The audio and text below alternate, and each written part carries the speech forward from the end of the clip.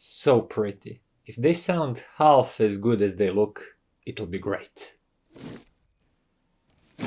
Hi guys, and welcome to my latest video. Now, what we're having here today is big planar headphones called Sandy Audio, iiWi, and there is like a subtitle, their Black Beauty series. And you really have just to look at them and take them in your hand to realize why they call them Black Beauty. It's a beautiful finish, beautiful build. Every little thing here, attention to detail, is great. So I'm going to start actually with that, and I'm going to be short. Build is basically phenomenal. There is a genuine leather headband. It's so soft, it's great, it's practical, and headband adjustment is also done really easily. As you can see, you just slide this thing up and down.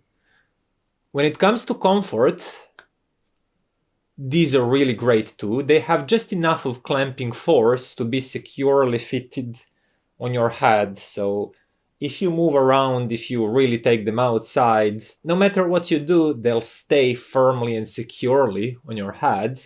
And when it comes to comfort, we have some really high quality and nicely shaped ear pads. First of all, this part that actually touches your skin and the part around your ears is some sort of fabric. It's not leather, it's not fake leather or anything like that, but it's very pleasant to the touch. It allows your skin to breathe really nicely. And I've been using these for several hours in a row, and I never felt that my ears get warm, that anything gets uncomfortable in any way. So when it comes to the actual build, materials in use, and comfort, I feel everything is really great here. It's just well thought, well built piece of gear. And the packaging itself is also great. We have this nice big box, and inside, carrying case. It's a hard case. It looks really nice. I'm not sure if this is a genuine leather or not, but it's nice and sturdy. So this is not one of those unboxing videos, but I just wanted to show you that the attention to details is really great with this model. But to a more practical matter, what you also get in the box is, of course, cable that is completely detachable. You have left and right side. This is 2.5 millimeters mono jacks. You just attach them right here. And having a detachable cable means you can exchange it for another one easily. But I don't know if I would actually do that because the cable itself is of a really high quality. It's claimed on the manufacturer's website that they used monocrystalline copper wire. That's basically high purity copper. And I don't know if you believe in cables or not, but high quality wires, high quality copper or silver maybe, do make a difference. And this cable is naturally balanced one. So as you can see, you have 4.4 millimeters pentacon at the end of it. So you can immediately attach this to a balanced head amp. Luckily, there is also an adapter provided in the box, so you can easily make this into a traditional 3.5 millimeters single-ended connector. Now I find this a very practical solution, and with the rise of balanced head amps lately, and I really do believe that every headphone manufacturer should include both balanced and single-ended connectivity options with their headphones. It's just so convenient and versatile. And this is also great because you don't have to worry about purchasing third-party balanced cables, so you can use these headphones with a balanced head amp. And those cables are usually overpriced when you buy them separately. So when it comes to the packaging, build, beauty, comfort, everything's just really great. But let's talk more about the sound quality. Let me start with their tonality. And first, right out of the bat, I'll tell you that these are not perfectly neutral sounding headphones. Sandy Audio iiWi has kind of elevated bass region. And I mean that in a broad spectrum, like the whole bass region is a little bit elevated. And that gives them like a very healthy, deep, weighty bass line. They're definitely on a bassier side of things. But fortunately enough, bass is quite well controlled. It's on the warmer side. It feels slightly padded, but it's not overly bloomy or bloated or just overwhelming. It's elevated with taste. It gives everything a little bit more weight, a little bit more grunt. And to be perfectly honest, that feels nice. The sound feels juicier because of it. Now, moving up the frequency spectrum, we actually have a sort of laid back, kind of depleted mid-range. But the interesting thing is that that's done in a way that you don't feel that the tonality of the mid-range itself, like vocals and most instruments, is influenced much.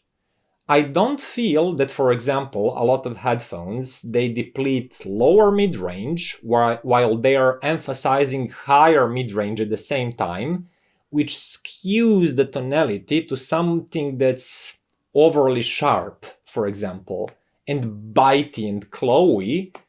But here, I feel that like the wide area of mid-range is laid back. And because of that, all of the vocals and most of the instruments, it feels like they're pulling away from you in terms of space, spatially. But their tonality somehow remains pretty neutral and pretty intact. I'll give you the example of this. For example, these days, I'm listening to Lord, I hope it's pronounced Lord, I don't think it's Lordy, album, and it's a really raw recording with great vocal. There is a lot of fullness and chestiness to her vocal. It's like she's singing directly into the mic, and you can hear every move of her lips, and it even sounds a little bit lispy, but as I said, very full, very present. If I listen to that recording on my speakers, I really feel like the singer is right here inside of my room. And with most headphones that are actually tuned to be neutral in terms of tonality, that vocal sounds like it's really close around me. It's like in my head. Big and upfront and very present. But with iiWi here, I feel that vocal moved just a little bit further away from my head. There's more room, more space to breathe, but it didn't change in tonality. I still hear the lushness and fullness of Lord's vocal. I still hear a lot of texture from her really beautiful voice. And when she sings pesky and lispy, and recording is made in that way, everything is there. Everything, all of these small details and nuances are there. But all of the time, there is that sort of like empty space between me and the vocal. I feel it's more around me than with most headphones I've listened that through. And that actually leads me to the highest part of the spectrum. Now, highs are again well extended and well present. These are not dark sounding headphones by any means. We have well present, again slightly elevated highest spectrum that creates a lot of air, a lot of atmosphere, and a lot of spatial cues from the recording. And that just helps with that sensation of wide, huge soundstage and a lot of room around your head. But a really important thing to mention here is that highest frequencies don't sound overly aggressive. They're not clawy and tacky and sharp. They are bright, slightly elevated and emphasized, but they're presented in a really smooth way. It doesn't add any kind of negative sharpness and edginess. It feels like this whole tuning is done very deliberately and very masterfully, I must say.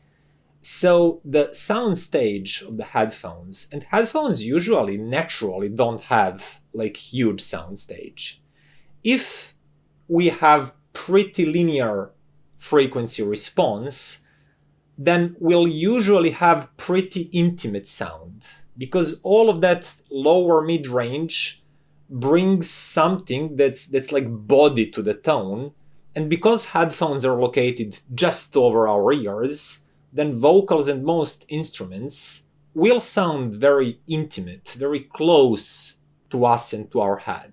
But with this sort of moving wide range of mid-range frequencies down, like taming them, it feels like everything just got sucked out a little bit into the space further away from your ears, and just the bubble grew. And because of that smoothness that I mentioned, that those highest frequencies are emphasized but also smooth, this is a headphone that's really easy to listen to for a longer periods of time. I really enjoyed it because nothing is congested around me. I feel there's a lot of room and space, but there are no nasties in terms of sharpness and clawiness. And if I had to sum it up really quickly, I would say it's a very spacious sound with a really juicy bass line, really punchy, present bass line, with quite neutral sounding mid-range that's pulled away from you. And then all of that is sprinkled with nice and lively, very precise high frequencies that give liveliness and a little bit of zest to everything. And it's in pretty awesome tuning that I enjoyed quite a bit. Downside of this tuning, and there is a downside, is that tone timbre is not that rich.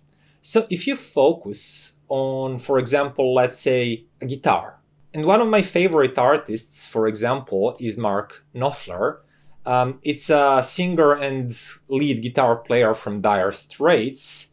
He has a beautiful guitar skills. He plays with fingers, and his guitar notes always have that soft, chocolatey sound to them. And because of that mid-range depletion here, his guitar sounds a little bit more distant and a little bit thinner than I'm used to. So with more linear, more mid-range filled type of tuning, those guitar notes will sound fuller and there will be more tone decay. It will just sound richer and closer and more intimate. Then again, it will sound very close to you and quite a bit congested. But with iiWi here, we have more space, more distance between us and the instruments, but the cost is losing a little bit of timbre, a little bit of mid-range tone richness. And I don't know, this works really well for some genres, for example, pop, rock and roll, and with most modern music actually, like, I don't know, indie rock, R&B, etc. The only genres that I didn't actually prefer listening on iiWi are genres that leans heavily on a naturally recorded acoustic instruments where tone timbre is really, really important. For example, listening to a violin or a piano, I feel that you might miss a little bit of that tone richness, the tone fullness. But for most, like vast majority of music out there, I really, really enjoyed listening everything through these. And that actually brings me to a few comparisons. Now, the first one is with another great planar headset called Virum 1. I reviewed these recently. If you haven't seen that review, please go and watch it. These are great. Now, VRAM 1 sounds more mid-range centric. It's actually more linear sounding of the two. And you hear that especially with vocals and with those instruments that I mentioned, like violin or piano, things like that. Mid-range is richer, and the timbre of those instruments and of the vocals feels richer and more neutral. On the downside, VRAM 1 also sounds closer to your head. Everything is happening very intimately around you, and compared to iiWi, it can sometimes sound a little bit congested. Move to these and you'll notice immediate widening of the sound stage, like the bubble around your head has just increased. And because of those prominent high frequencies, you'll also hear more of the atmosphere, more of the air in the recording. And the bass line will get more juicy, more plump. So in terms of being neutral and linear, I would say that VRAM 1 are more linear one here. But in terms of having a really exciting tuning, really attractive bass line, and just that huge sound stage and sparkly highs, oftentimes I would actually enjoy music more with these. With some genres, some vocals, some acoustic recordings, I would again prefer VRAM 1. But this is a really, really tough choice. Both great headsets with a different set of skills and things they're doing great. Now, the next comparison was with Hidizs LCD2 Classic that I don't have with me currently. Now, those are darker sounding headphones. They have tamer top end. And because of that, in some way, they're a little bit more pleasant because they never sound pesky and they never have that sort of upper frequency liveliness. And some of you might actually prefer that. But because of that very same reason, iiWi creates bigger, wider soundstage. And it feels like it digs more of that air from the recording. But aside from that, they're not all that different in my opinion, because both have really present, full, juicy bass line. With both of these, it's not the quickest one, it's not the most nimble one, but nonetheless, it's not bloated.